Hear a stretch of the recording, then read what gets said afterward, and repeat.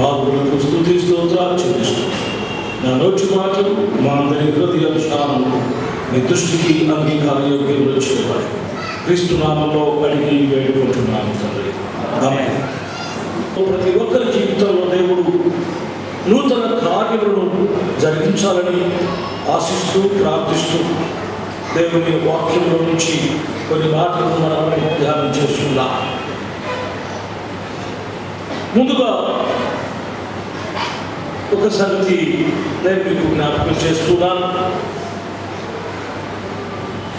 ఈ రోజున మనము ఈ స్థలంలో సజీవులుగా ఉన్నాము అంటే నేను ఎప్పుడు మీకు చెప్తున్న మాట అదే. నా మనసులో కూడా ఎప్పుడు ఆ భావం ఉంటుంది. మన యోగ్యతను బట్టి దేవుడు మనకు ఈ దినాన్ని ఇవ్వలేదు. మనం మంచి వారమైనందువలన దేవుడు మనకు ఈ నూతన సంవత్సరాన్ని అనుగ్రహించలేదు. లేక మనము సంపూర్ణమైన ఆరోగ్యవంతమైనందువలన దేవుడు మనం ఈ దినం వరకు క్షేమంగా ఉంచలేదు. కానీ దేవుని యొక్క దయ మన ఎడల ఆయనకు ఉన్నటువంటి దయకు, ప్రేమకు, వాత్సల్యతకు ఇది నిదర్శనం. అందుకే 65వ కీర్తనలో నూతన సంవత్సరమును దయాకిరీటమును దానికి ధరింపజేసి ఉన్నావు అంటాడు కీర్తనకారుడైన దావీదు. ప్రకృతిని గురించి వర్ణిస్తూ ఈ మాటను జ్ఞాపకం చేస్తాడు. ఇది ఒక దయాకిరీటం. అలాగే లూకాసు వార్త 11వ అధ్యాయంలో కూడా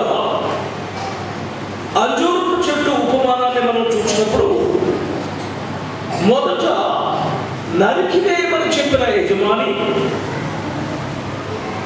తోట మాలి యొక్క విజ్ఞాపన మేరకు ఆ అంజూరపు చెట్టును నరికివేయకుండా 1 సంవత్సర కాలం ఉండడానికి అనుమతిస్తాడు కదా. అది ఫలించలేదు, నరికివేయమన్నాడు యజమాని. అయితే మాలి ఏం చేసినాడు? బ్రతిమలాడుకున్నాడు. ఎవరిని? యజమానిని బ్రతిమలాడుకున్నాడు. అయ్యా, నేను దాని చుట్టూ పాదు చేసి ఎరువు వేయ మట్టుకు ఈ సంవత్సరం కూడా ఉండలేము అని మాలి బ్రతిమలాడిన కారణంగా యజమాని ఆ అంజూరపు చెట్టును నరికివేయకుండా 1 సంవత్సర కాలం ఉండడానికి అనుగ్రహిస్తాడు. ఇది ఆయన దయ. అందుకే ఈ నూతన సంవత్సరం నీ జీవితంలో, నా జీవితంలో, మనందరి జీవితంలో దేవుడు మనకు అనుగ్రహించిన దయాకీటమని భావించి, గుర్తించి మనం దేవునికి కృతజ్ఞతాస్తుతులు చెల్లించవలసిన వారైనా. అలాగే ఈ ఉదయకాల సమయం 2 విషయాలను నేను మీకు ఈ నూతన సంవత్సరంలో మీ ముందు ఉంచాలని ఆశపడుతున్నాను. మనము 2 భాగాలు చదువుకున్నాం. పాత నిబంధన భాగం 1, క్రొత్త నిబంధన భాగం 1. పాత నిబంధన భాగంలో ద్వితీయోపదేశ కాండము 28వ అధ్యాయం 1వ వచనం నుంచి 8వ వచనం వరకు రాయబడిన భాగాన్ని చదువుకున్నాం. అలాగే ఫిలిప్పీలకు రాసిన పత్రిక, కొలస్సీలకు రాసిన పత్రిక 3వ అధ్యాయం 1-4 వచనాలు చదువుకున్నాం. ఈ 2 వాక్య భాగములలో 2 సందేశాలు ఉన్నవి. ఈ నూతన సంవత్సరం ఈ 2 సందేశాలు మన జీవితాలకు మేలుకరంగా ఉండాలని భావించి ఆ విషయాలను మీ ముందుంచాలని ఆశపడుతున్నా. మొదటిది పాత నిబంధన గ్రంథంలోనికి వెళ్ళినట్లయితే ఆ అధ్యాయ భాగం అంతా 2 శాపములు ఆశీర్వాదాలు, లేక ఆశీర్వాదాలు శాపాలు కదా. 28వ అధ్యాయం అంతా కూడా 2 విషయాలను ప్రస్తావించింది. ఒకటి ఆశీర్వాదం, 2 శాపం. ఎప్పుడు ఆశీర్వాదము, ఎప్పుడు శాపము? ఎప్పుడు ఆశీర్వాదము, ఎప్పుడు శాపము? ఆయన మాట వింటే ఆశీర్వాదం, ఆయన మాట వినకపోతే శాపం. ఆయన మాట వింటే, ఆయన మాటకు లోబడితే, ఆయన మాటకు విధేయమైతే ఆశీర్వాదము.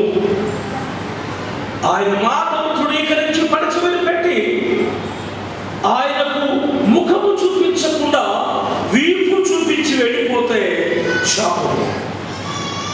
ఈ నూతన సంవత్సరంలో ఆయన మాటకు లోబడి, ఆయన మాటను విని ఆశీర్వాదాలను పొందుకుంటాము, లేక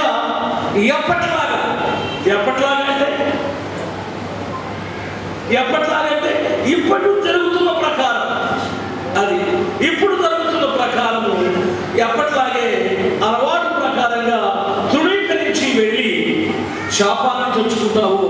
నీ ఇష్టం, నా ఇష్టం, చాయిస్ మన వద్ద.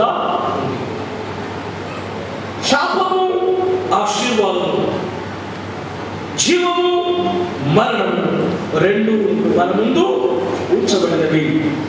ఈ ఉదయకాల సమయం దేవుని మాటను వినుటను కూర్చున్నటువంటి సంగతి నేను మీకు జ్ఞాపకించాలని ముందుగా ఆశపడుతున్నా. 8వ వచనంలో ఒక మాట రాయబడి ఉంది. ద్వితీయోపదేశకాండము 28వ అధ్యాయం 8వ వచనంలో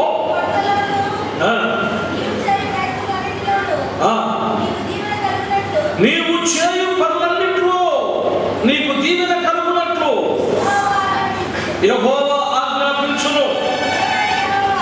దేవుడైన యెహోవా నీకిచ్చిన దేశంలో నిన్ను ఆశీర్వదించును.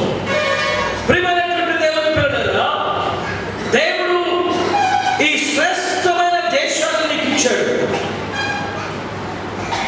ఈ శ్రేష్టమైన దేశం భారతదేశం చాలా శ్రేష్టమైనటువంటి దేశం అండి. ఆఫ్ కోర్స్ కొన్ని బలహీనతలను ప్రపంచం మొత్తం మీద చూస్తే భారతదేశము ఒక ప్రత్యేకతను సంతరించుకున్న దేశం. ఇది శ్రేష్టమైన సాంప్రదాయబద్ధమైన దేశం, ప్రకృతి వనరులు సమృద్ధిగా ఉన్న దేశం. మరి విశేషముగా ఈ దేశంలో నివసించు ప్రజలు చాలా ఉత్తమం. అనేక విషయాల్లో ఈ దేశ ప్రజలు ప్రపంచానికి మార్గదర్శకులుగా ఉన్నటువంటి స్థితి ఈ దేశం కలిగి ఉన్నది. ఇంత మంచి దేశంలో నీవు దీవించబడాలి అంటే ఆయన మాట వినాలి. ఆయన నీకు అనుగ్రహించిన ఈ మంచి దేశంలో నీవు వర్ధిల్లాలి అంటే ఆయన మాట వినాలి. మాట వినుట శ్రేష్టం. ప్రియమైన దేవుని పిల్లలారా, ఈ సందర్భాన్ని నేను మీకు జ్ఞాపకం చేస్తున్నాను. ఆ దృశ్యం ఒకసారి మీరు మీ కళ్ళ ముందుకు తెచ్చుకోండి. కళ్ళు మూసుకోబాకండి. ఎందుకంటే ఒక ప్రమాదం ఉంది. వాళ్ళు కళ్ళు మూసుకుంటే నిద్ర వచ్చే ప్రమాదం ఉంది. ఎందుకంటే రాత్రి దాదాపు 3 గంటల దాకా మనం మేలుకొనే ఉన్నాం కదా. రాత్రి 3 గంటల దాకా మేలుకొనే ఉన్నాం. ఉదయం కాస్త మంచిగా పడింది పొట్టలో కదా, బ్యాగ్లో. ఇప్పుడు కళ్ళు మూసుకుంటే నిద్ర వచ్చే ప్రమాదం ఉంది. కాబట్టి ఆ చిత్రాన్ని మీరు ఊహించండి అంటే మీరు కళ్ళు మూసుకొని ఊహించవద్దు, కళ్ళు తెలుసుకొని ఆ దృశ్యాన్ని ఒకసారి మీ మనసుకు తెచ్చుకోండి. ఇశ్రాయేలీయులు ఐగుప్తు దేశం నుంచి బయలుదేరి 40 సంవత్సరాల సుదీర్ఘ ప్రయాణం తరువాత మోయాబు మైదానంలోకి వచ్చారు. మోయాబు మైదానంలో యోర్దాను నది ఆవలి తీరమున వారు విడిది చేసుకున్నారు.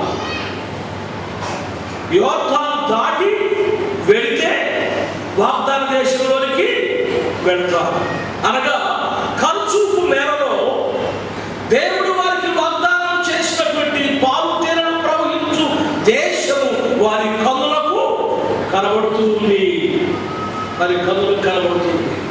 కనుచూపు మేర యోర్దాను ఆవలి ఒడ్డున వాగ్దాన దేశం, ఈవలి ఒడ్డు మోయాబు మైదానం.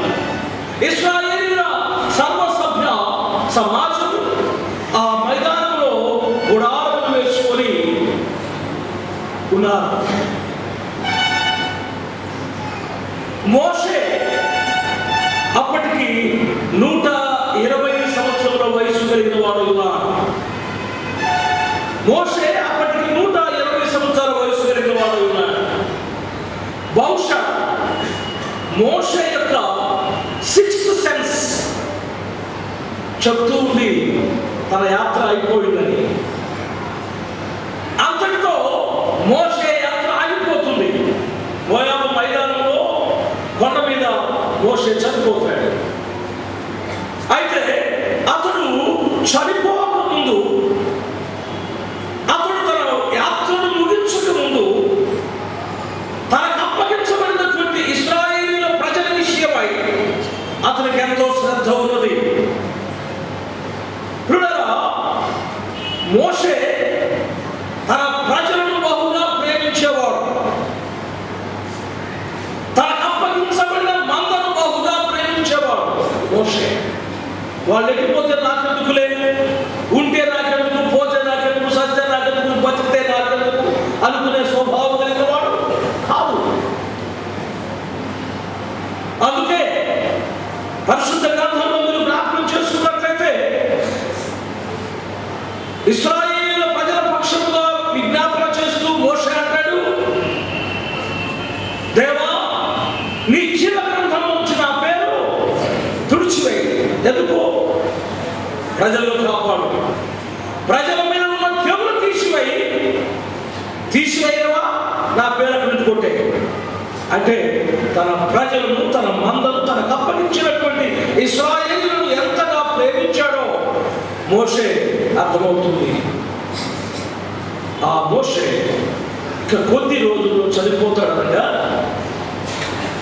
ఇశ్రాయేలీయులందరినీ మోయాబు మైదానంలో సమకూర్చాడు. పిల్ల, జల్ల, ముస్ల, ముత్క, ఆడ, మగ అందరూ వచ్చారు. అందరూ సమావేశమైనారు.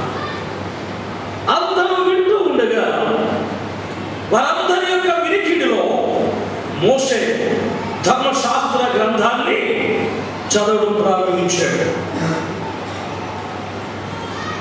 అదే ద్వితీయోపదేశ కాండము. ద్వితీయము అంటే 2, ఉపదేశము అంటే చెప్పుట. రెండవసారి ఉపదేశించే భాగం కాండము అంటే భాగం కనుక దాన్ని ద్వితీయోపదేశ కాండము అన్నారు. ద్వితీయోపదేశ కాండం అని ఎందుకు అంటున్నామంటే నిర్గమకాండంలో, లేవియాకాండంలో, సంఖ్యాకాండంలో ఉన్నటువంటి అనేక సంగతులు మరలా ద్వితీయోపదేశ కాండంలో రిపీట్ అవుతాయి. ఉదాహరణకు నిర్గమకాండంలో ఉన్నటువంటి 10 ఆజ్ఞలు ద్వితీయోపదేశ కాండంలో మనకు కనబడతాయి. ఇలా ఒకసారి చెప్పినటువంటి సంగతులను, ఒకసారి చెప్పిన ఉపదేశాన్ని రెండవ మారు చెప్పడమే ద్వితీయోపదేశ కాండం యొక్క లక్ష్యము, ఉద్దేశం. ఆ రీతిగా ఇశ్రాయేలీయులను ప్రజలందరినీ సమకూర్చినటువంటి మోషే వారితో ఈ మాట చెబుతూ ఉన్నాడు. ఇశ్రాయేలు మొట్టమొదటి వచనం చదవండి. ఇశ్రాయేలు మాకుందా లేదా? నీ దేవుడైన యెహోవా మాట శ్రద్ధగా విని. ఇశ్రాయేలు అనే మాట తర్వాత వరకు వస్తుంటుంది. ఇక్కడ ఇశ్రాయేలు అంటే నాట్ సింగులర్ నెంబర్.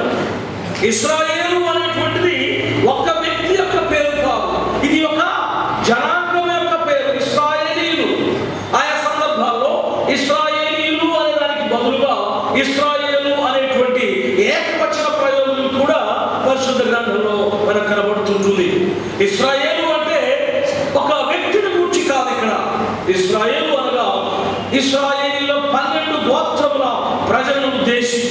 చెప్పబడినటువంటి మాట.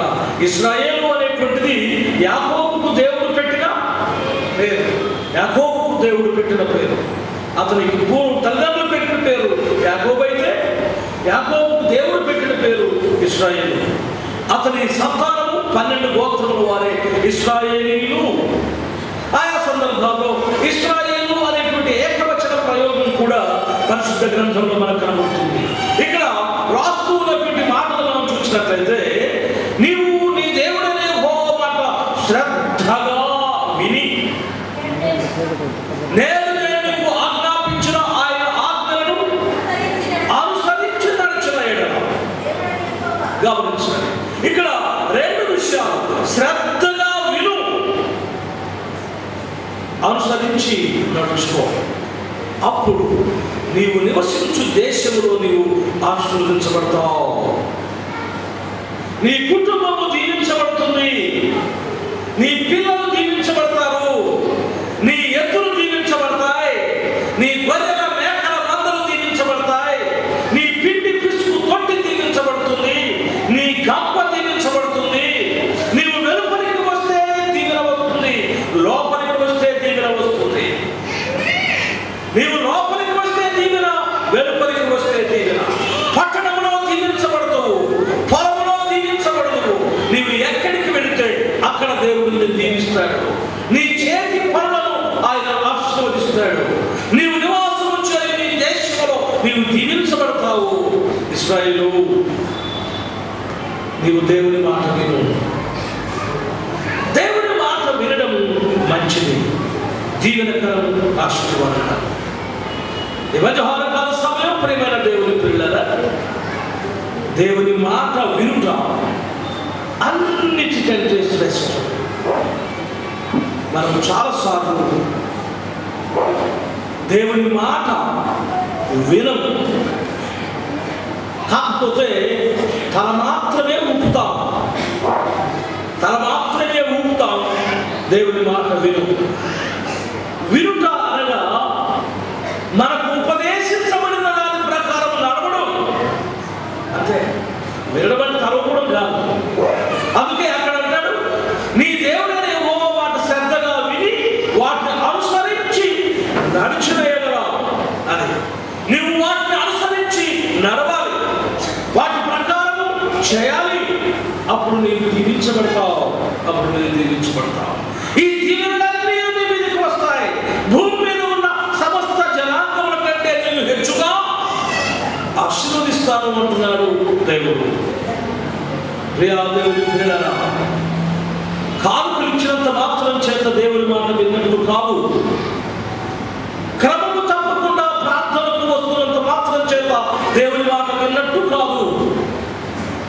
ఒకవేళ ఆయన సేవలో మనం ఉంటున్నామని చెప్పుకున్నంత మాత్రం చేత ఆయన మాట విన్నట్టు కాదు. దేవుని వాక్యంలో గమనించండి.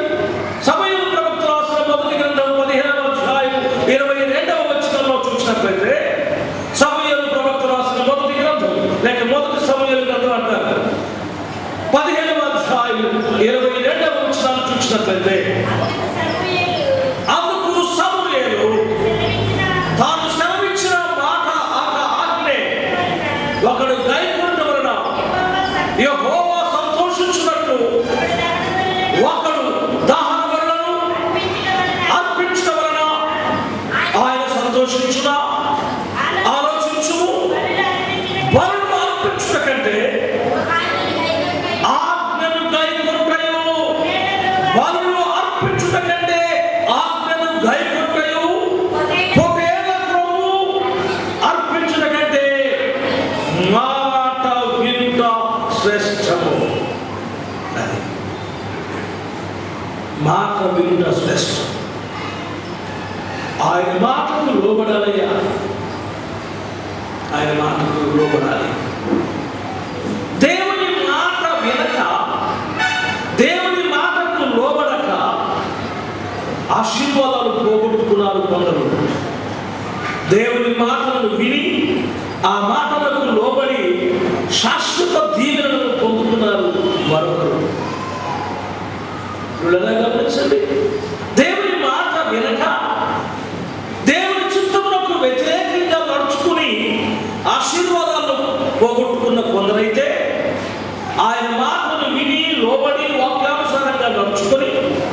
ఆయన ఆజ్ఞను అనుసరించి జీవించి శాశ్వత దీవెనలను పొందిన వారు మరొకరు. మీకు నేను వారిని జ్ఞాపకం చేస్తాను. సౌలు ఇశ్రాయేలీయుల మొదటి రాజు.